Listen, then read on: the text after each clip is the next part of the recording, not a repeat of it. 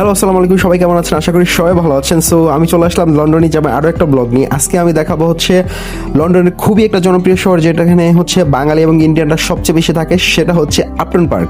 Upton পার্কে কিন্তু অনেক বাঙালিরাই যারা হচ্ছে লন্ডনে থাকে তারা কিন্তু থাকে এবং অনেক ইন্ডিয়ানরাই থাকে। তো আমি আপটন পার্কে গিয়েছিলাম, আমার একটা ব্যাংকে একটা কাজ ছিল। সো এই ব্যাংকের কাজটা দেখার জন্য কিন্তু আমি আপটন পার্কে গিয়েছিলাম।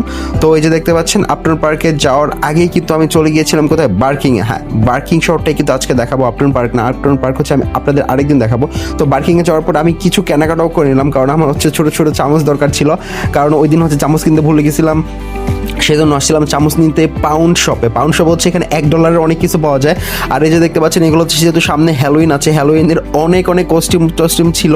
তো হ্যালোইন কীভাবে পালন করবো জানি না, আমি আমার কখনো এগুলো পালন করি না। বাংলাদেশে এগুলো নাই, এই দেশে কিন্তু হ্যালোইন টেলোইন অনেক পালন করে। এই যে হ্যালোইনের অনেক জিনিসপত্র দেখতে পাচ্ছেন, এই যে এগুলো কিন্তু হচ্ছে হ্যালোইনের ক্যান্ডেল।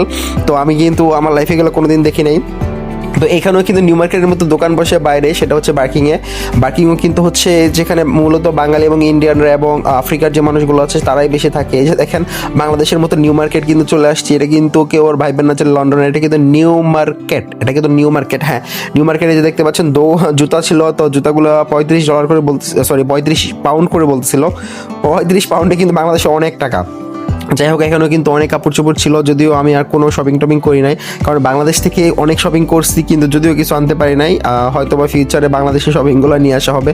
তো অনেকেই কিন্তু অনেক জিনিস কিনতেছিল, দেখতে কিন্তু ভালোই লাগতেছিল। আর এই যে দেখেন, আমার প্রিয় জিনিস সানগ্লাসেস কিন্তু এখানে ছিল, যদিও সানগ্লাসেস কিনা হয় না, কারণ আমি বাংলাদেশ থেকে আসার সময় 4টা সানগ্লাস নিয়ে আসছি, ওগুলো আসলে পড়ার সময় পাই না।